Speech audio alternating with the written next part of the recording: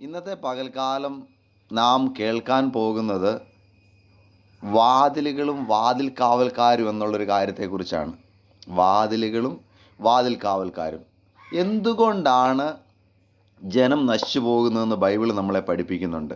എൻ്റെ ജനം പരിജ്ഞാനമില്ലാത്തതിനാൽ, അറിവില്ലാത്തതിനാൽ നശിച്ചു പോകുന്നു. അറിവില്ലാത്തതിനാലാണ് നശിച്ചു പോകുന്നത്. ഒരു കാര്യത്തെക്കുറിച്ച് വ്യക്തമായ അറിവും ധാരണയും ഒക്കെ ഉണ്ടെങ്കിൽ ഒരിക്കലും പോയി ഒരു മനുഷ്യൻ കുഴി ചാടുമോ? ഇല്ല, ഒരിക്കലും ചാടത്തില്ല. ഇങ്ങനെ ഒരു പ്രശ്നം എനിക്ക് വരും ഇതിലെ പോയി കഴിഞ്ഞാൽ എന്ന് ഒരു മനുഷ്യന് അറിവുണ്ടായിക്കഴിഞ്ഞാൽ ആ വഴി കൂടെ അവൻ ഒരിക്കലും പോകത്തില്ല. ഹല്ലേലൂയ. പിന്നെ ചിലരുണ്ട് അതിനെ എതിർത്ത് പോകുന്നവർ, അവർ കുഴി വീണതിന് ശേഷമാണ് അറിയുന്നത്. പക്ഷേ ദൈവമക്കൾ അങ്ങനെയല്ല.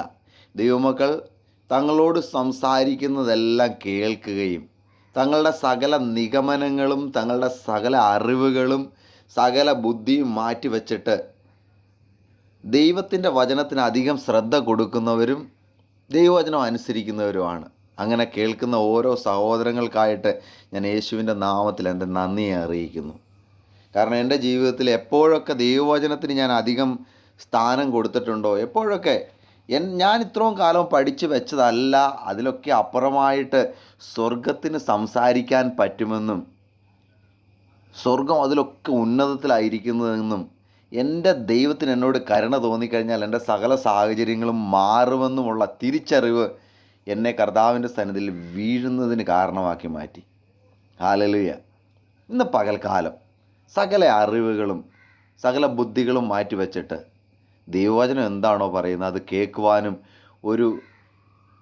ഒന്ന് ഉണർന്നെഴുന്നേൽപ്പാനുമായിട്ട് കർത്താവ് എല്ലാവരെയും സഹായിക്കട്ടെ.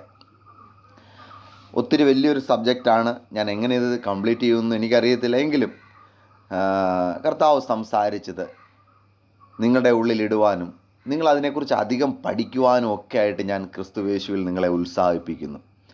കേട്ടുകൊണ്ടിരിക്കുന്ന ഈ 26 ഡിവൈസിലുള്ള ഓരോ കുടുംബങ്ങളെ യേശുവിൻ്റെ നാമത്തിൽ ഞാൻ അനുഗ്രഹിച്ച് പ്രാർത്ഥിക്കുന്നു. നിങ്ങളെല്ലാവരും ക്രിസ്തുയേശുവിനാൽ അനുഗ്രഹിക്കപ്പെട്ടവരാണ്. ഈ ദിവസങ്ങളിൽ യേശുവിൻ്റെ നാമത്തിൽ നിങ്ങളുടെ മുമ്പിൽ ചില ഗേറ്റുകൾ ഓപ്പൺ ആകും. ഈ ദിവസങ്ങളിൽ യേശുവിൻ്റെ നാമത്തിൽ ചില വാതിലുകൾ നിങ്ങളുടെ മുമ്പിൽ ഓപ്പൺ ആകും. അതുകൊണ്ടാണ് ഇങ്ങനെ കേൾക്കുന്നത്. അല്ലെങ്കിൽ നിങ്ങൾ ഒരിക്കലും വേറെ എവിടെയെങ്കിലും നടക്കേണ്ട, നിങ്ങൾ ഒരിക്കലും ഇങ്ങനെ കേൾക്കാനായിട്ട് പറ്റത്തില്ല. കർത്താവ് എന്തോ സംസാരിക്കുവാണ്. നിൻ്റെ മുമ്പിൽ ഞാൻ വാതിലുകൾ തുറന്നു വെക്കുന്നു, നിൻ്റെ മുമ്പിൽ ഞാൻ വാതിലുകൾ ഓപ്പൺ ആക്കുന്നു, ചില വാതിലുകൾ ഞാൻ ക്ലോസ് ചെയ്യുന്നെന്ന്. ഗേറ്റ്, വാതിൽ എന്തുവാണ്? വാതിൽ തുറന്നു കിടന്നാൽ ആർക്കും കയറാൻ പറ്റും. ആർക്കും കയറാൻ പറ്റും വാതിൽ തുറന്നു കിടന്നാൽ. ഞാൻ പറഞ്ഞ പോലെ പരിജ്ഞാനമില്ലാത്തതിനാൽ ജനം നശിച്ചു പോകുന്നു. അപ്പം നാം അടയ്ക്കേണ്ട വാതിലിനെ അടച്ചു കഴിഞ്ഞാൽ കയറേണ്ടാത്തവൻ ഒരിക്കലും കയറത്തില്ല. നാം തുറക്കേണ്ടവർക്ക് തുറന്നു കൊടുത്താൽ കയറേണ്ടവർ കയറുകയും ചെയ്യും. ഹല്ലേലൂയ. നെഹമ്യാവിൻ്റെ പുസ്തകത്തിൽ 3-ാം അധ്യായത്തിൽ യെരുശലേമിൻ്റെ വാതിലുകൾ, യെരുശലേമിൻ്റെ കവാടങ്ങളെക്കുറിച്ച് അവിടെ പഠിപ്പിക്കുന്നുണ്ട്. അനേക കവാടങ്ങളുണ്ട്. ഷീപ്പ് ഗേറ്റ് ഉണ്ട്, ഫിഷ് ഗേറ്റ് ഉണ്ട്, ഗേറ്റ് ഓഫ് വാലി ഗേറ്റ് ഉണ്ട്, ഡങ് ഗേറ്റ് ഉണ്ട്, ഫൗണ്ടൻ ഗേറ്റ് ഉണ്ട്, വാട്ടർ ഗേറ്റ് ഉണ്ട്, ഹോഴ്സ് ഗേറ്റ് ഉണ്ട്, ഈസ്റ്റ് ഗേറ്റ് ഉണ്ട്. ഇങ്ങനെ അനേക കവാടങ്ങളെക്കുറിച്ച് അനേക വാതിലുകളെക്കുറിച്ച് ബൈബിൾ പഠിപ്പിക്കുന്നു. ഈ വാതിലുകൾക്ക് അനേക സ്ഥാനമുണ്ട്. ബൈബിളിൽ ഭയങ്കര വലിയ സ്ഥാനമാണ് വാതിലുകൾക്കുള്ളത്. ഉൽപ്പത്തി പുസ്തകം 28-ാം അധ്യായം അതിൻ്റെ 17-ാമത്തെ വാക്യത്തിൽ പറയുന്നുണ്ട് ഗേറ്റ് ഓഫ് ഹെവനെക്കുറിച്ച്, സ്വർഗത്തിൻ്റെ വാതിലിനെക്കുറിച്ച്. സങ്കീർത്തനം 118 അതിൻ്റെ 19, 20 വാക്യങ്ങൾ പറയുന്നു നീതിയുടെ കവാടങ്ങളെക്കുറിച്ച്. ഇയ്യോബിൻ്റെ പുസ്തകം 38-ാം അധ്യായം അതിൻ്റെ 17-ാമത്തെ വാക്യത്തിൽ പറയുന്നു മരണത്തിൻ്റെ വാതിലുകളെക്കുറിച്ച്. സങ്കീർത്തനം 9 അതിൻ്റെ 13 പറയുന്നു പാതാളത്തിൻ്റെ നരകത്തിൻ്റെ വാതിലുകളെക്കുറിച്ച്. 9:13 പറയുന്നു മരണവാതിലുകളെക്കുറിച്ച്, മരണവാതിലുകളിൽ നിന്ന് ഞങ്ങളെ ഉദ്ധരിക്കുന്നവനെ എന്ന് മരണവാതിലുകളെക്കുറിച്ച് പറയുന്നു. മത്തായിയുടെ സുവിശേഷം 16-ാം അധ്യായം അതിൻ്റെ 18-ാമത്തെ വാക്യത്തിൽ പറയുന്നു പാതാളത്തിൻ്റെ നരകത്തിൻ്റെ വാതിലുകളെക്കുറിച്ച്. വെളിപ്പാട് പുസ്തകം 21-ാം അധ്യായം അതിൻ്റെ 12 തൊട്ട് 21 വരെ വാക്യങ്ങൾ നിങ്ങൾ വായിച്ചു കഴിഞ്ഞാൽ മനസ്സിലാവും 12 മുത്തുകളാലുള്ള വാതിലുകളെക്കുറിച്ച്. ഇങ്ങനെ റിപ്പീറ്റ് ചെയ്യണമെങ്കിൽ ഈ വാതിലുകൾക്ക് ഒരു മഹത്തരമായ സ്ഥാനം ഉണ്ട് എന്നാണ് ബൈബിൾ നമ്മളെ പഠിപ്പിക്കുന്നത്. വാതിലുകൾ നമ്മുടെ ജീവിതത്തിലേക്ക് നന്മയായുള്ളതിനെ പ്രവേശനത്തിനുള്ള മാർഗമാണ്. നന്മയെ പ്രവേശിപ്പിക്കുന്ന മാർഗമാണ്. ഇതെങ്ങനെ ഉപയോഗിക്കണം എന്ന് നാം തീരുമാനിക്കുന്നത്. ഹല്ലേലൂയ. രൂത്തിൻ്റെ പുസ്തകം 4-ാം അധ്യായം അതിൻ്റെ 1 തൊട്ട് 11 വരെയുള്ള വാക്യങ്ങളിൽ ഒരു ബോവസ് എന്ന് പറയുന്ന ഒരു മനുഷ്യൻ ഒരു ഗേറ്റിലിരിക്കുന്നതായിട്ട് നാം കാണുന്നുണ്ട്. ഗേറ്റിലിരുന്നുകൊണ്ട് അവർ ചില കാര്യങ്ങൾ തീരുമാനിക്കുവാണ്. ചരിത്രത്തെ പോലും തിരുത്തുന്ന, ചരിത്രത്തെ പോലും നിർണ്ണയിക്കുന്ന ചില നിർണായക തീരുമാനങ്ങൾ ആ ഗേറ്റിൻ്റെ അടുക്കൽ ഇരുന്നുകൊണ്ട് ബോവസ് എടുക്കുവാണ്. യേശു വരുന്ന വഴിയാണ് അവിടെ തുറക്കുന്നത്. ഹല്ലേലൂയ, ആമേൻ. 1 കൊരിന്ത്യർ 16-ാം അധ്യായം അതിൻ്റെ 9-ാമത്തെ വാക്യത്തിൽ പറയുന്നു, വാതിലുകൾ തുറക്കുന്നെന്ന് പൗലോസ് അപ്പോസ്തലൻ പറയുവാണ്. വലുതും വിശാലവുമായ വാതിൽ തുറക്കുന്നെന്ന്. എതിരാളികളും ഉണ്ടെന്ന്. അപ്പം വാതിൽ തുറന്നു കഴിഞ്ഞാൽ ഇത് അടയ്ക്കാനായിട്ടുള്ള ആൾക്കാർ ഇഷ്ടം പോലെ ഉണ്ടെന്നാണ് അതിൻ്റെ അർത്ഥം. വാതിലുകൾ തുറക്കുന്നെന്ന്. സങ്കീർത്തനം 100 അതിൻ്റെ 4 പറയുന്നു, സ്തോത്രത്തോടെ അവൻ്റെ കവാടങ്ങളിലും സ്തുതിയോടെ അവൻ്റെ പ്രാകാരങ്ങളിലും പ്രവേശിപ്പീൻ. എന്തിനാണ് അങ്ങനെ ചെയ്യുന്നത്? നമുക്ക് നന്മ വരുന്നതിന് നാം വാതിലുകളെ ഓപ്പൺ ആക്കിയിരിക്കണം. സങ്കീർത്തനം 24 അതിൻ്റെ 7 തൊട്ട് 10 വരെയുള്ള വാക്യങ്ങളിൽ പറയുന്നു, കവാടങ്ങളെ നിങ്ങളുടെ തലകളെ ഉയർത്തുവീൻ, ശാശ്വത വാതിലുകളെ ഉയർന്നിരിപ്പീൻ, മഹത്വത്തിൻ്റെ രാജാവ് പ്രവേശിക്കട്ടെ എന്ന്. എന്തുകൊണ്ടാണ് സ്തുതിയോടെ സ്തോത്രത്തോടെ നമ്മൾ വാതിലുകളിൽ കൂടെ പ്രവേശിക്കുന്നത്? മഹത്വത്തിൻ്റെ രാജാവ് പ്രവേശിക്കാൻ വേണ്ടിയിട്ട്. ആമേൻ. മഹത്വത്തിൻ്റെ രാജാവ് വന്നു കഴിഞ്ഞാൽ എന്തോ സംഭവിക്കുന്നത്?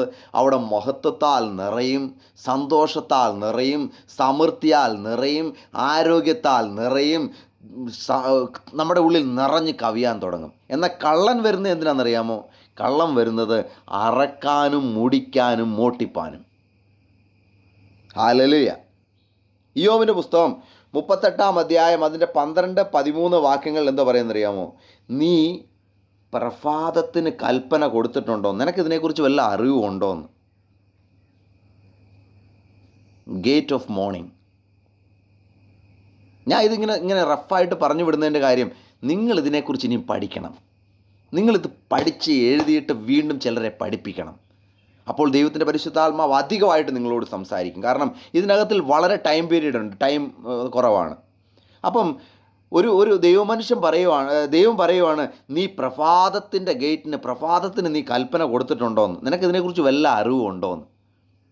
ഇതെനിക്ക് മനസ്സിലാക്കിയതിന് ശേഷം, ഇതിങ്ങനെ ഞാൻ വായിച്ചിരുന്നിട്ട്, ഞാൻ ഇങ്ങനെ വണ്ടറടിച്ചിരുന്നിട്ട് ദൈവത്തോട് സംസാരിച്ചതിന് ശേഷം ഞാൻ കർത്താവിനോട് പറഞ്ഞു, കർത്താവ്, ഞാൻ എന്ത് ചെയ്യണ്ടേ? നീയും പ്രഭാതത്തിന് കൽപ്പന കൊടുക്കുക.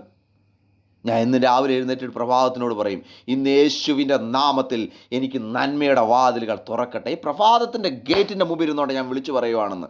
ഇന്ന് എനിക്ക് നന്മയുടെ ദിവസമായിരിക്കട്ടെ, ഗുഡ് ന്യൂസുകൾ എന്നെ തേടി വരട്ടെ, നന്മ എനിക്കുണ്ടാകട്ടെ എന്ന്. സത്യം പറയാമല്ലോ, വരുന്ന പല വള്ളികളും മാറിപ്പോകുന്നത് ഞാൻ കണ്ടിട്ടുണ്ട്. ദോഷം എന്നെ വിട്ട് ഓടിപ്പോകുന്നത് ഞാൻ കണ്ടിട്ടുണ്ട്. ഹല്ലേലൂയ. നമുക്ക് അറിവ് ഉണ്ടാകണം. ദൈവവചനത്തെ കൂടുതൽ ധ്യാനിക്കണം. ഹല്ലേലൂയ. മത്തായിയുടെ സുവിശേഷം 13-ാം അധ്യായം അതിൻ്റെ 24 മുതൽ 30 വരെയുള്ള വാക്യങ്ങൾ നമ്മളെടുത്ത് വായിച്ച് നോക്കണം. അവിടെ നമ്മൾ ഉറങ്ങുമ്പോൾ നല്ല വിത്ത് വിതച്ചിരിക്കുവാണ്. ആ വിത്ത് മുളച്ച് വരുമെന്ന് വിചാരിച്ചുകൊണ്ട് എല്ലാവരും ഇരിക്കുന്നത്. നാളെ ഒരു നല്ല അവസരം ഉണ്ടാകും, നല്ല നന്മ ഉണ്ടാകുമെന്ന് വിചാരിച്ച് എല്ലാവരും ഇരിക്കുന്നത്. പക്ഷേ വാതിൽ തുറന്ന് കിടന്നത് കൊണ്ട് ശത്രു കയറി കളയും വിതച്ചു. മുളച്ച് വന്നപ്പോഴാണ് അറിയുന്നത് അവിടെ കളയും വീണിട്ടുണ്ടായിരുന്നു. എങ്ങനെ സംഭവിച്ചു? യജമാനെ, ശത്രു വന്നേച്ച് വിതച്ചിട്ട് പോയെന്ന്. ഉണർന്നിരിക്കേണ്ടവൻ അവിടെ ഉണർന്നിരുന്നില്ല. അതാ കാര്യം. ഹല്ലേലൂയ. നാം എല്ലാം നമ്മുടെ ജീവിതത്തിലെല്ലാം സിമ്പിളായിട്ടാണ് എടുക്കുന്നത്. എന്നാൽ നാം തിരിച്ചറിയണം, പലതിനും വളരെ നിയമങ്ങളുണ്ട്. ഇതെല്ലാം നിയമത്തിലാണ് ഓടുന്നത്. ഇയ്യോബിൻ്റെ പുസ്തകം 38-ാം അധ്യായം അതിൻ്റെ 13-ാമത്തെ വാക്യത്തിൽ എന്തോ പറയുന്നറിയാമോ? ആകാശത്തിൽ നിയമങ്ങളുണ്ടെന്ന്. എല്ലായിടത്തും നിയമത്തിലാണ് നടക്കുന്നത്. ഭൂമിയിൽ വണ്ടി ഓടിക്കാനായിട്ട് ട്രാഫിക് റൂൾസ് ഉണ്ട്. എനിക്കിഷ്ടമുള്ള പോലെ, എനിക്ക് തോന്നിയ പോലൊക്കെ വണ്ടി ഓടിക്കാൻ പറ്റത്തില്ല. തൂക്കിയെടുത്ത് അകത്തിടും. എല്ലാത്തിനും നിയമങ്ങളുണ്ട്. നാം ഇതിനെല്ലാം സില്ലിയായിട്ട് എടുക്കുന്നു.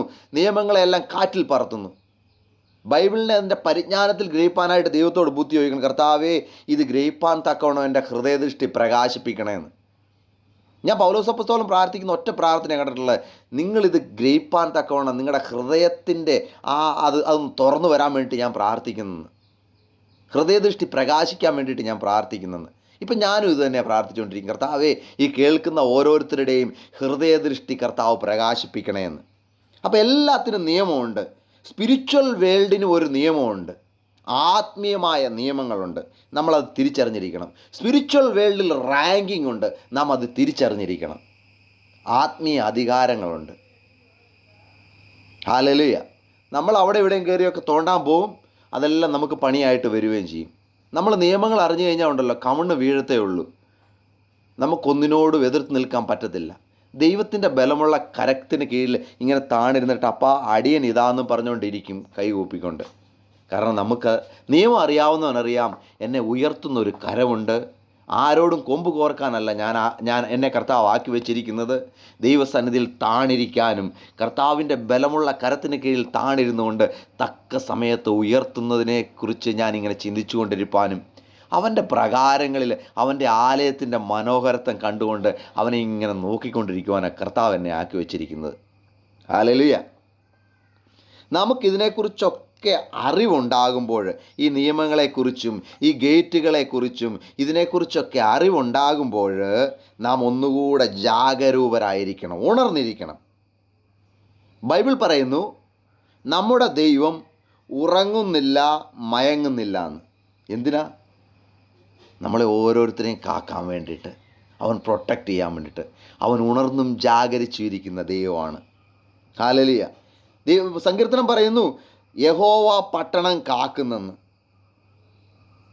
നിങ്ങൾ വിശ്വസിക്കുന്നുണ്ടോ നമ്മുടെ പട്ടണം കാക്കുന്ന യഹോവയാണെന്ന്? പക്ഷെ നമ്മുടെ ഡ്യൂട്ടി എന്തുവാണ് ഇതിൻ്റെ അകത്തിൽ? നമ്മുടെ ഡ്യൂട്ടി എന്തുവാണ്? യഹോവ ഉണർന്നിരിക്കുന്നു, യഹോവ ജാഗരിക്കുന്നു, യഹോവ പട്ടണം കാക്കുന്നു.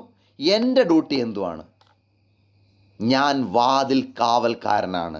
ഞാൻ കാവൽക്കാരനാണ്. ഞാൻ പട്ടാളത്തിൽ രാത്രി ഡ്യൂട്ടി നോക്കിയിട്ടുണ്ട്. കണ്ണടയ്ക്കാതെ ഇങ്ങനെ ഡ്യൂട്ടി നോക്കണം. ഞാൻ കണ്ണടച്ച് കഴിഞ്ഞാൽ ശത്രു വന്ന് കയറും. എന്നെ പ്രതീക്ഷിച്ച് കിടന്നുറങ്ങുന്ന ഒരു കൂട്ടം ആൾക്കാർ എൻ്റെ ക്യാമ്പസിനകത്തിൽ, എൻ്റെ ടെൻറ്റിലുണ്ട്. ഞാൻ കിടന്നുറങ്ങിക്കഴിഞ്ഞാൽ എൻ്റെയും തല പോവും, അവന്മാരുടെയും തല അറുത്തോണ്ട പോവും. ശത്രു വരുന്നത് എന്തിനാണ്? അറക്കാനും മുടിക്കാനും മോട്ടിക്കാനും. ഹല്ലേലൂയ. ആമേൻ. അപ്പം ഞാൻ കിടന്നുറങ്ങിക്കഴിഞ്ഞാൽ സംഭവിക്കുന്ന പറഞ്ഞു കഴിഞ്ഞാൽ, ഒന്ന്, ഞങ്ങളുടെ മൊത്തം ജീവൻ നഷ്ടമാകും. രണ്ട്, രാജ്യത്തിന് നാണക്കേടായി മാറും.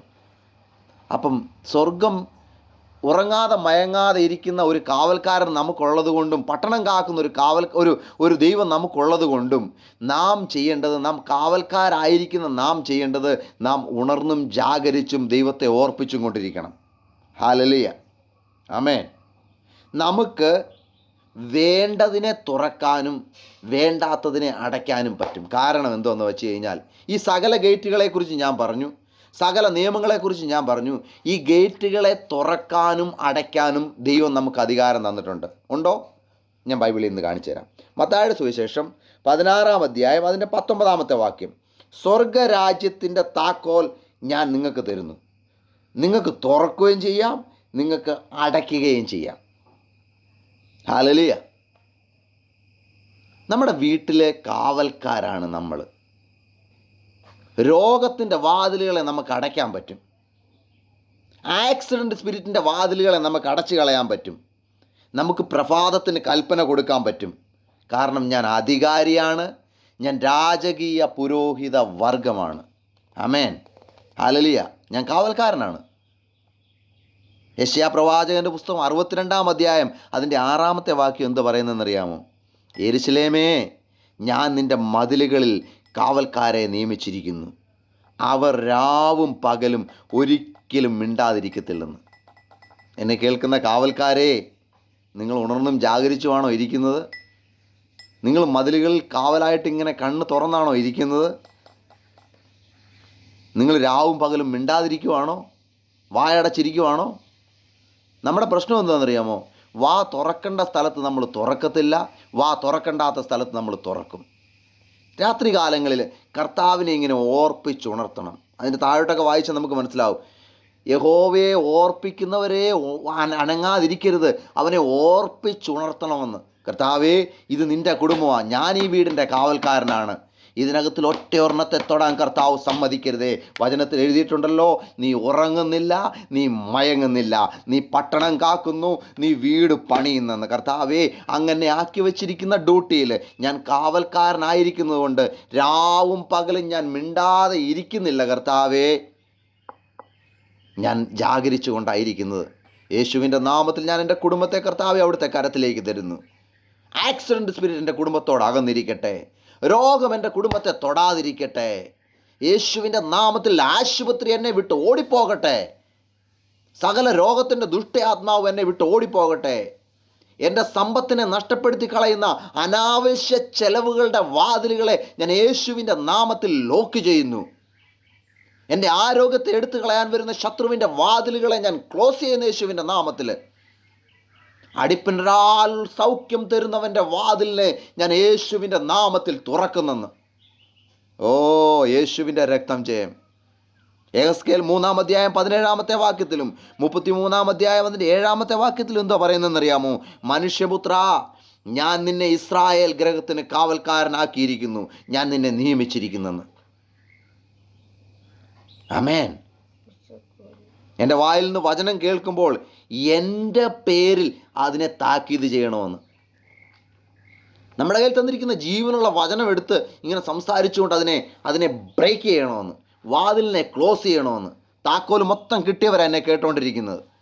മുഴുവൻ താക്കോൽ നിങ്ങളുടെ കയ്യിലുണ്ട്, ദൈവം നിങ്ങളുടെ കയ്യിൽ തന്നിട്ടാണ് വന്നിരിക്കുന്നത്. നീ ഈ ഭൂമിയിൽ അഴിച്ചാൽ അഴിയപ്പെടും, നീ ഈ ഭൂമിയിൽ അടച്ചാൽ അടയ്ക്കപ്പെടും. ബൈബിൾ പറയുന്നത് ഞാൻ വിശ്വസിക്കുന്നു. അങ്ങനെയെങ്കിൽ മരണത്തിൻ്റെ അധികാരിയായ പിശാചിനെ അവൻ്റെ കോട്ടയിൽ ചെന്ന് തോപ്പിച്ചിട്ട് സകല അധികാരവും മേടിച്ചോണ്ട് വന്നിട്ട് എനിക്ക് സകല താക്കോലും തന്നിട്ട് ദൈവം പറയുവാണ്, യേശു പറയുവാണ്, ഞാൻ സകല അധികാരവും സകല താക്കോലും നിനക്ക് തരുന്നു, നീ തുറന്നാൽ തുറക്കപ്പെടും, നീ അടച്ചാൽ അടയ്ക്കപ്പെടുമെന്ന്. ആമേൻ. മർക്കോസിൻ്റെ സുവിശേഷം 13-ാം അധ്യായം 34-ാമത്തെ വാക്യത്തിൽ പറയുന്നു, വാതിൽ കാവൽക്കാരനോട് ഉണർന്നിരിക്കാൻ കൽപ്പിക്കുന്നതായിട്ട് നമ്മൾ കാണുന്നു. ഹല്ലേലൂയ. യോഹന്നാൻ സുവിശേഷം 10-ാം അധ്യായം 3-ാമത്തെ വാക്യത്തിൽ പറയുന്നു, അവന് വാതിൽ കാവൽക്കാരൻ തുറന്നു കൊടുത്തെന്ന്. നാം തുറന്നു കൊടുത്താൽ മാത്രമേ ആരെങ്കിലും അകത്ത് കയറത്തുള്ളൂ. വാതിൽ കാവൽക്കാരെ, എന്നെ കേൾക്കുന്ന സഹോദര സഹോദരി, മാതാവേ പിതാവേ, കുഞ്ഞെ, നിങ്ങളെ കർത്താവ് ആക്കി വെച്ചിരിക്കുന്നത് വീടിൻ്റെ, കുടുംബത്തിൻ്റെ, ദേശത്തിൻ്റെ വാതിൽ കാവൽക്കാരായിട്ടാണ്. നിൻ്റെ കുടുംബത്തിനകത്തിൽ എന്തെങ്കിലും കയറി വരുന്നുണ്ടെങ്കിൽ നീ ഉണർന്നിരിപ്പില്ല എന്നാണ് എൻ്റെ അർത്ഥം. ആർക്കെങ്കിലുമൊക്കെ വിഷമം തോന്നുന്നുണ്ടെങ്കിൽ എന്നോട് ക്ഷമിക്കണം. പക്ഷെ ബൈബിൾ ഇതാണ് നമ്മളെ പഠിപ്പിക്കുന്നത്. സകല അധികാരവും തന്നിരിക്കുന്ന യേശു ഇങ്ങനെയാണ് പറയുന്നത്, നിങ്ങൾ ഉണർന്നിരിക്കുക, ജാഗരിച്ചിരിക്കുക. ശത്രു അലറുന്ന സിംഹം പോലെ ആരെ വിഴുങ്ങേണ്ടു എന്ന് പറഞ്ഞുകൊണ്ട് എവിടെ കയറി അടിക്കണമെന്ന് വിചാരിച്ച് ഇങ്ങനെ നടക്കുവാണ്. അപ്പം നമ്മൾ അവന് വഴി തുറന്ന് കൊടുക്കുന്നവരായിട്ടല്ല, അവൻ്റെ സകല വഴികളെയും ബ്ലോക്ക് ചെയ്യുന്നവരായിട്ട്. നമ്മൾ എവിടെയെങ്കിലും കാലുകുത്തുമ്പം പാതാളത്തിൻ്റെ ഗോപുരങ്ങൾ വിറയ്ക്കാൻ തുടങ്ങണം, ഒരു ദൈവപുത്രം വന്നെന്ന്. നമ്മളെ കാണുമ്പോൾ സമുദ്രം പിൻവാങ്ങി ഓടിപ്പോകണം. എന്തിനാ? ദൈവപുത്രം വരുന്നെന്ന്. അതുകൊണ്ടാണ് സങ്കീർത്തനക്കാരൻ പറഞ്ഞത്, അധികാരമുള്ള ദൈവത്തിൻ്റെ പുത്രന്മാർ വരുന്ന, വാതിൽ കാവൽക്കാരന്മാർ, വാതിൽ തുറക്കാനും അടയ്ക്കാനും കഴിവുള്ളവന്മാർ വരുന്നത് കാണുമ്പം, സമുദ്രമേ നീ പിൻവാങ്ങുന്നതെന്ത്, യോർദാനേ നീ ഓടിപ്പോകുന്നതെന്ത്, പർവ്വതങ്ങളെ നിങ്ങൾ വിറയ്ക്കുന്നതെന്ത്, ഓ കുന്നുകളെ നിങ്ങൾ കുഞ്ഞാടുകളെ പോലെ തുള്ളുന്നതെന്ത്. എന്തോന്നറിയാമോ? അധികാരത്തോടെ ഒരു ജനറേഷൻ എഴുന്നേറ്റ് വരിക. എന്നെ തൊടാൻ പറ്റത്തില്ല, എൻ്റെ കുടുംബത്തെ തൊടാൻ പറ്റത്തില്ല, എൻ്റെ കുഞ്ഞുങ്ങളെ തൊടാൻ പറ്റത്തില്ല. ഞങ്ങൾ വാഴും, ഞങ്ങളെ വിളിച്ചിരിക്കുന്നത് വാഴാനാ വിളിച്ചിരിക്കുന്നത്. ഞങ്ങൾ രാജകീയ പുരോഹിത വർഗമാണ്. ഒരു ശക്തിക്കും ഞങ്ങളെ തൊടാൻ പറ്റത്തില്ല, ഒരു അധികാരത്തിനും ഒരു നിയമത്തിനും ഞങ്ങളെ തളച്ചിടാൻ പറ്റത്തില്ല. യേശുവിൻ്റെ രക്തമാണ് ഞങ്ങൾക്ക് വേണ്ടിയിട്ട് സംസാരിക്കുന്നത്. ആർക്കും ഞങ്ങളെ തോൽപ്പിക്കാൻ പറ്റത്തില്ല എന്ന് വിശ്വാസത്തോടെ കൽപ്പിക്കുന്ന ഒരു ജനറേഷൻ എഴുന്നേറ്റ് വരുന്ന യേശുവിൻ്റെ നാമത്തിൽ. ആമേൻ. അതുകൊണ്ട് ഉണർന്നിരിക്കുക, ജാഗരിക്കുക. നെഹമ്യാവിൻ്റെ പുസ്തകം 4-ാം അധ്യായം 14-ാമത്തെ വാക്യം, നിങ്ങളുടെ സഹോദരന്മാർക്കും പുത്രന്മാർക്കും ഭാര്യമാർക്കും വീടുകൾക്കും വേണ്ടി പോരാടുവീൻ. ആരാ പോരാടണ്ടേ? പുറത്തു നിന്നുള്ളവരല്ല, വീട്ടിലുള്ള നിങ്ങളോടാ ദൂത്. നിങ്ങളുടെ വീടുകൾക്കും നിങ്ങളുടെ സഹോദരന്മാർക്കും പുത്രന്മാർക്കും ഭാര്യമാർക്കും വേണ്ടി പോരാടുവീൻ.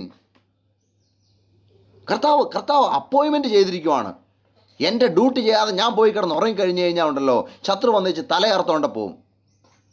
ഒന്ന്, എൻ്റെ ജോലിയിൽ നിന്ന് എന്നെ ഡിസ്മിസ് ചെയ്യും, എൻ്റെ ജോലി എനിക്ക് നഷ്ടമാകും. രണ്ട്, എൻ്റെ കുടുംബത്തെ എനിക്ക് നഷ്ടമാകും. ഹലോ, നിങ്ങൾ എന്നെ കേൾക്കുന്നു, എന്നെ മനസ്സിലാക്കുന്നു എന്ന് ഞാൻ വിശ്വസിക്കുന്നു. ആമേൻ. എഫേസ്യ ലേഖനം 6-ാം അധ്യായം 18-ാമത്തെ വാക്യം എന്താ പറയുന്നത് അറിയോ? എല്ലാ പ്രാർത്ഥനയോടും യാചനയോടും കൂടെ എല്ലാ സമയത്തും ആത്മാവിൽ പ്രാർത്ഥിച്ചുകൊണ്ട് എല്ലാ വിശുദ്ധന്മാർക്കും വേണ്ടി ജാഗരിച്ചു കൊള്ളുക. ഒരു വിശുദ്ധന് വേണ്ടിയിട്ട് എതിര് നിൽക്കാനല്ല പറയുന്നത്. ഒരാളുടെ പ്രസംഗം കേട്ടിട്ട് അവൻ അങ്ങനെ ഇങ്ങനെയെന്ന് പറയാൻ വേണ്ടിയിട്ടല്ല പറഞ്ഞത്. കർത്താവേ, അവൻ അധികം ബുദ്ധി കൊടുക്കണേ. കർത്താവെ, അഭിഷക്തനെ യേശുവിൻ്റെ നാമത്തിൽ ഞങ്ങൾ അനുഗ്രഹിക്കുന്നു. കർത്താവേ, ഒന്നുകൂടെ തീ പോലെ ദൈവമനുഷ്യനെ ഉപയോഗിക്കണേ. കർത്താവെ, ഞങ്ങൾ ആർക്കും എതിര് നിൽക്കുന്നവരല്ല കർത്താവേ, ആരെയും കുറ്റം പറയുന്നവരല്ല കർത്താവേ.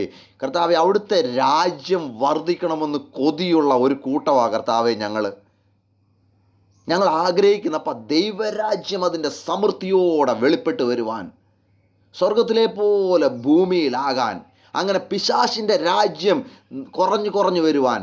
ശൗലിൻ്റെ ഗ്രഹമോ ഓരോ ദിവസവും ക്ഷയിച്ച് വന്നു, ദാവീദിൻ്റെ ഗ്രഹമോ മേൽക്കുമേൽ ബലം പ്രാപിച്ചെന്ന് പറയുന്ന പോലെ കർത്താവ്, ദൈവരാജ്യം ഓരോ ദിവസവും ബലപ്പെട്ട് വരാൻ ഞങ്ങൾ ആഗ്രഹിക്കുന്നു. കർത്താവെ, ഇന്ന് എന്നെ കേൾക്കുന്ന ഓരോ കുഞ്ഞുങ്ങളും കുടുംബങ്ങളും കാവൽക്കാരാന്ന് തിരിച്ചറിഞ്ഞുകൊണ്ട് അവർ ഈ ദിവസങ്ങളിൽ അധികം ജാഗരിക്കുന്നവരായിട്ട്, രാത്രികാലങ്ങളിൽ അവർ എഴുന്നേറ്റ് യുദ്ധം ചെയ്യുന്നവരായിട്ട് തീരട്ടെ യേശുവിൻ്റെ നാമത്തിൽ.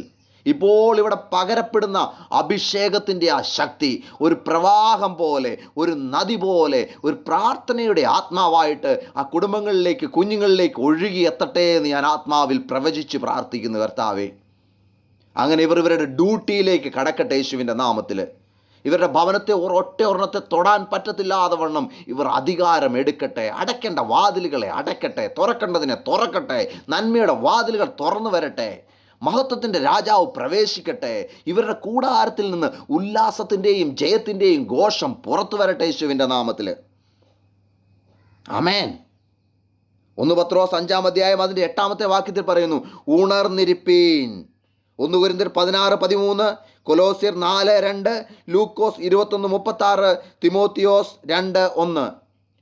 ഉണർന്നും ജാഗരിക്കുന്നവൻ്റെ മുമ്പിൽ ഗേറ്റ് എങ്ങനെയായിരിക്കുമെന്ന് വെളിപ്പാട് പുസ്തകം 21-ാം അധ്യായം അതിൻ്റെ 25-ാമത്തെ വാക്യത്തിൽ പറയുന്നു. ഉണർന്നും ജാഗരിക്കുന്നവൻ്റെ മുമ്പിൽ ഗേറ്റ് എങ്ങനെയായിരിക്കുമെന്ന്. അതിൻ്റെ ഗോപുരങ്ങൾ പകൽക്കാലത്ത് അടയ്ക്കത്തില്ല, രാത്രി അവിടെ ഇല്ലെന്ന്. കാരണം ദൈവം അതിന് ചുറ്റും തീമതിലായിരിക്കുമെന്ന്. രാത്രികാലങ്ങളിൽ ജാഗരിക്കുന്നവൻ്റെ കണ്ണുനീരിനെ, അവൻ്റെ പ്രാർത്ഥനയെ മറികടന്ന് പോകുന്ന ഒരു ദൈവത്തെ അല്ല നിങ്ങൾ വിളിക്കുന്നത്. ഉണർന്നും ജാഗരിക്കുന്നവൻ്റെ പ്രാർത്ഥനയ്ക്ക് മുമ്പിൽ ഇറങ്ങി വന്ന് ഉത്തരമരുളുന്ന ഒരു ഇസ്രായേലിൻ്റെ ദൈവത്തെയാണ് നിങ്ങൾ വിളിക്കുന്നത്. നിങ്ങൾ കരയുമ്പോൾ, നിങ്ങൾ പ്രാർത്ഥിക്കുമ്പോൾ, നിങ്ങളുടെ തലയണയെ കണ്ണുനീരിനാൽ നിങ്ങൾ നിറയ്ക്കുമ്പോൾ, രാത്രികാലങ്ങളിൽ എഴുന്നേറ്റ് മുട്ടിന്മേൽ ഇരിക്കുമ്പോൾ, നിൻ്റെ വീടിന് വേണ്ടിയിട്ട് ഉറങ്ങാതെ ജാഗരിച്ചിരിക്കുന്ന ഒരു ദൈവം ഉണ്ട് എന്ന് അറിയുക. ഹല്ലേലൂയ. ദൈവത്തിൻ്റെ പരിശുദ്ധാത്മാവ് പലപ്പോഴും പലയിടങ്ങളിലും നമ്മളോട് സംസാരിക്കുന്നുണ്ട്. ചെറിയ അറ്റാക്കുകൾ വരുമ്പോൾ, എനിക്ക് തലവേദനയുടെ ഒരു അനുഭവം വരുമ്പോൾ തന്നെ ഞാനതിനെ ബ്രേക്ക് ചെയ്ത് കളയണം.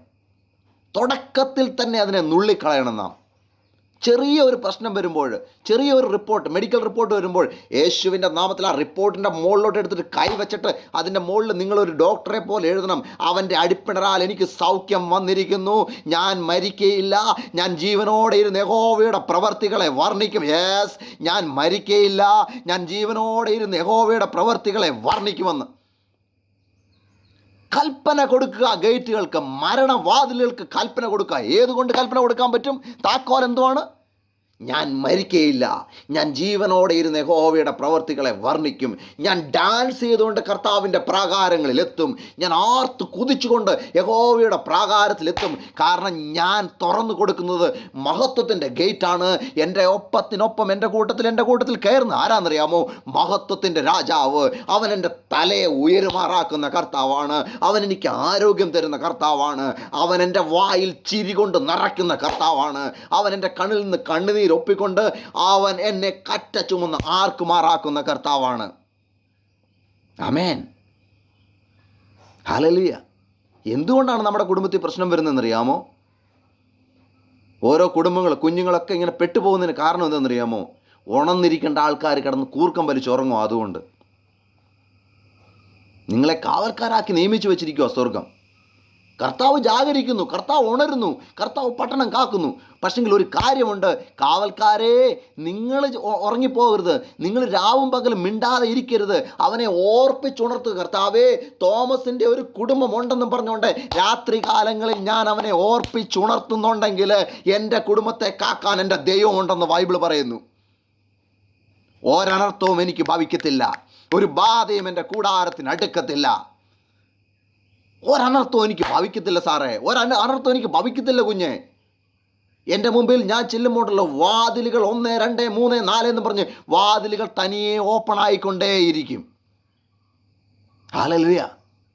ഇങ്ങനെയുള്ളവൻ്റെ ഒരവസ്ഥയുണ്ട്. യെശയ്യാ പ്രവാചകൻ്റെ പുസ്തകം 60-ാം അധ്യായം അതിൻ്റെ 18 തൊട്ട് 20 വരെയുള്ള വാക്യങ്ങൾ നിങ്ങൾ വായിക്കണം. ഇനി നിൻ്റെ ദേശത്ത് സാഹസവും നിൻ്റെ അതിരിനകത്ത് ശൂന്യവും നാശവും കേൾക്കുകയില്ല. നിൻ്റെ മതിലുകൾക്ക് രക്ഷ എന്നും നിൻ്റെ വാതിലുകൾക്ക് സ്തുതി എന്നും നീ പേർ പറയും. എന്തുകൊണ്ട്? നീ സ്തുതിയോടെ ആലയത്തിലെ വാതിലിലേക്ക് കയറി വന്നത്.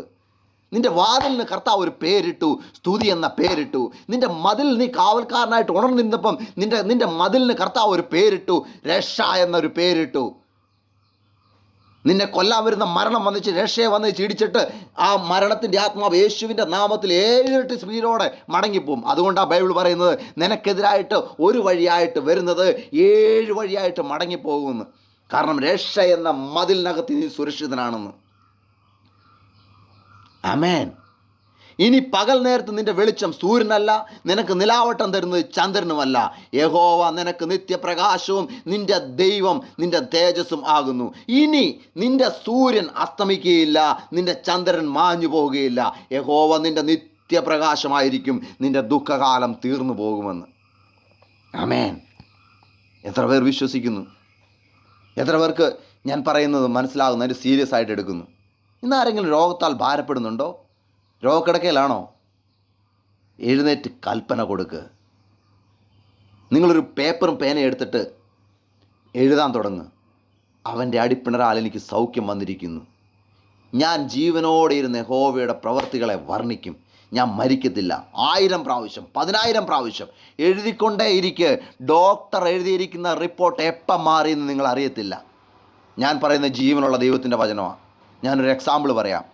ഒരിക്കൽ ഡേവിഡ് യോങ്കിച്ചോ ഒരു ഹോസ്പിറ്റലിൽ ചെന്നു. അത് ചെല്ലാൻ കാരണം എവിടെയോ മീറ്റിംഗ് ഉണ്ടായിരുന്നപ്പോൾ ഒരു കൊയറിലെ ഒരു അഭിഷക്തനുണ്ടായിരുന്നു. ആ അഭിഷക്തന് ക്യാൻസറായിട്ട് ഹോസ്പിറ്റലിൽ അഡ്മിറ്റായി. കർത്താവിനാൽ അധികം ഉപയോഗിക്കപ്പെട്ടൊരു മനുഷ്യനാണ്. ആ മനുഷ്യന് ക്യാൻസറായിട്ട് തീരുമെന്ന് പറഞ്ഞ് ICUയിൽ കിടക്കുവാണ്. മണിക്കൂറുകൾ ശേഷിച്ചിരിക്കെ ഈ ദൈവമനുഷ്യൻ അവിടെ ചെന്നേച്ച് കാണാനായിട്ട് ചെന്നു. അപ്പോൾ അവരെ അകത്ത് കയറ്റി വിട്ടില്ല. അദ്ദേഹം പറഞ്ഞു, എനിക്ക് 2 മിനിറ്റ് അവരോട് സംസാരിക്കണം, അദ്ദേഹത്തിൻ്റെ വൈഫിനോട്. ഒരു ചെറുപ്പക്കാരി പെങ്കൊച്ച് അവിടെ നിൽക്കുമായിരുന്നു. അവളോട് എന്നിച്ച് പറഞ്ഞു, മോളെ, 2 മിനിറ്റേ ഉള്ളൂ, അതിൻ്റെ അകത്ത് നിൽക്കാൻ പറ്റത്തില്ല. മോളെ, എൻ്റെ മുമ്പിൽ സമയമില്ല. നിനക്ക് എത്രത്തോളം ആവതുണ്ടോ, നീ എത്രത്തോളം നിലത്ത് വീഴുന്നവരെ നീ നിൻ്റെ വായിൽ നിന്ന് വിളിച്ചു പറയുക, എൻ്റെ ഭർത്താവ് മരിക്കത്തില്ല, ജീവനോടെ ഇരുന്ന് യഹോവയുടെ പ്രവൃത്തികളെ വർണ്ണിക്കുമെന്ന്. എൻ്റെ ഭർത്താവ് മരിക്കത്തില്ല, ജീവനോടെ ഇരുന്ന് യഹോവയുടെ പ്രവൃത്തികളെ വർണ്ണിക്കുമെന്ന്. ICUവിലാണ്, മണിക്കൂറുകൾ പറഞ്ഞിരിക്കുവാണ്. ഓക്സിജൻ്റെ അതെടുത്ത് മാറ്റിക്കഴിഞ്ഞാൽ ആൾ തീർന്നു. ഡോക്ടർമാരെല്ലാം വിട്ടുകളഞ്ഞ കേസാണ്. പക്ഷേ ഈ പെങ്കൊച്ചിരുന്ന് ഇങ്ങനെ പറയാൻ തുടങ്ങി. ദിവസങ്ങൾ പറഞ്ഞു. വർഷങ്ങൾക്ക് ശേഷം ഈ ദൈവമനുഷ്യൻ അവരുടെ ചർച്ചിൽ 2ാമത് മീറ്റിംഗ് ചെന്നപ്പം അവിടെ ഒരു മനുഷ്യൻ അസാധാരണമായിട്ട് പാടി ഡാൻസ് ചെയ്ത് ആരാധിക്കുന്നത് കണ്ടു. അപ്പോൾ പാസ്റ്ററോട് ചോദിച്ചു, പാസ്റ്റർ ഇതാരാ പുതിയ ആൾ? അന്നേരം ആ പാസ്റ്റർ പറയുവാണ്, അങ്ങ് ഒരിക്കൽ വന്നേച്ച് ICUവിൽ വന്നിച്ച് മരിച്ചുപോയി എന്ന് പറഞ്ഞ് പ്രാർത്ഥിച്ചൊരു മനുഷ്യനില്ലേ, ആ മനുഷ്യനാ. എനിക്ക് അവരെക്കുറിച്ച് കേൾക്കണം, എന്തോ കാര്യമെന്ന്, എങ്ങനെ അവർ ഇതിൻ്റെ അകത്ത് നിന്ന് പുറത്ത് വന്ന്.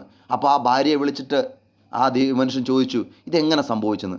പാസ്റ്ററെ, അങ്ങ് എന്നോട് പറഞ്ഞിട്ട് പോയി. എൻ്റെ മുമ്പിൽ യാതൊരു ആശയമില്ലായിരുന്നു, എൻ്റെ മുമ്പിൽ വഴിയില്ലായിരുന്നു.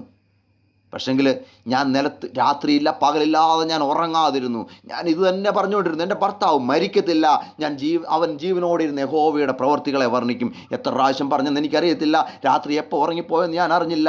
എപ്പോൾ ഉണർന്നാലും പിന്നെയും ഞാനിത് പറഞ്ഞുകൊണ്ടിരിക്കും. രാത്രിയില്ല പകലില്ല രാത്രിയില്ലാതെ ഇത് തന്നെ ഞാൻ റിപ്പീറ്റ് ചെയ്തു. വേറൊരു ചിന്തയും എൻ്റെ മുമ്പിലില്ലായിരുന്നു. ഞാനിങ്ങനെ പറഞ്ഞുകൊണ്ടേയിരുന്നു.